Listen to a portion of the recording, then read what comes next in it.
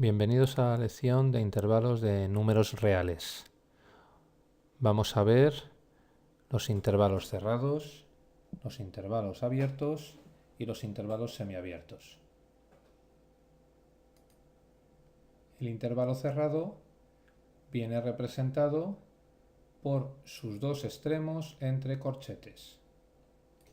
Vamos a representar la recta real con los números a y b y podemos dibujar gráficamente que los números dentro del intervalo, representados por esta línea roja, están entre los valores de a y b, incluyendo tanto a a como a b.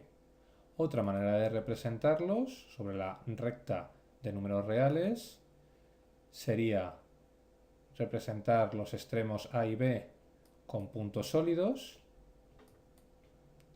y otra manera de representarlo, ya de una manera literaria, no gráfica, sería decir que todos los valores de x que pertenecen a ese intervalo tienen que ser mayores o iguales que a, y al mismo tiempo tienen que ser menores o iguales que b, de tal forma que el valor a pertenece al intervalo AB y el valor b también pertenece al intervalo AB.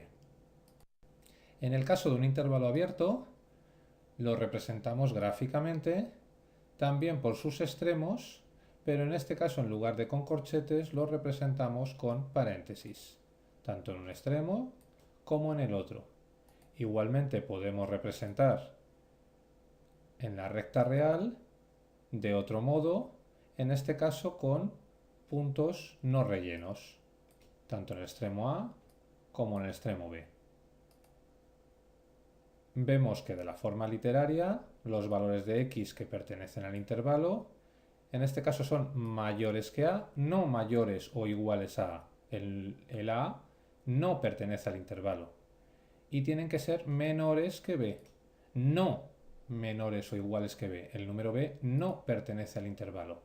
En este sentido hay que prestar atención, y la diferencia entre el intervalo abierto y el intervalo cerrado es que mientras que en el intervalo cerrado los extremos pertenecían al intervalo, en el extremo abierto los extremos no pertenecen al intervalo.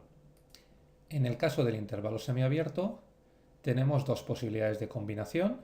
En este caso estamos viendo que estaríamos paréntesis abierto en el extremo A y corchete cerrado en el extremo B. Veamos lo que significa. En este caso tenemos que B sí que pertenece al intervalo, A no pertenece al intervalo. En la otra manera de representación gráfica, el punto relleno nos implica un valor de B que pertenece al intervalo, y el punto no relleno nos representa el valor de A que no pertenece al intervalo. La manera literaria de decirlo es que mientras que en el extremo abierto los valores de A no pertenecen al intervalo, en el lado del extremo cerrado el valor B sí que pertenece al intervalo.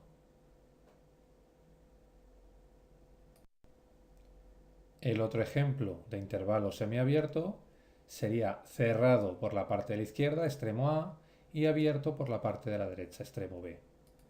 En su representación gráfica tenemos corchete en el lado cerrado, paréntesis en el lado abierto y todos los números que pertenecen a ese intervalo.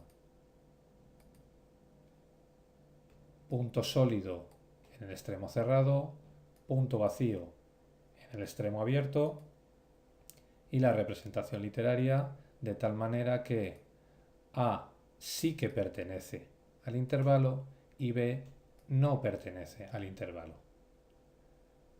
Muchas gracias por vuestra atención y hasta el siguiente vídeo.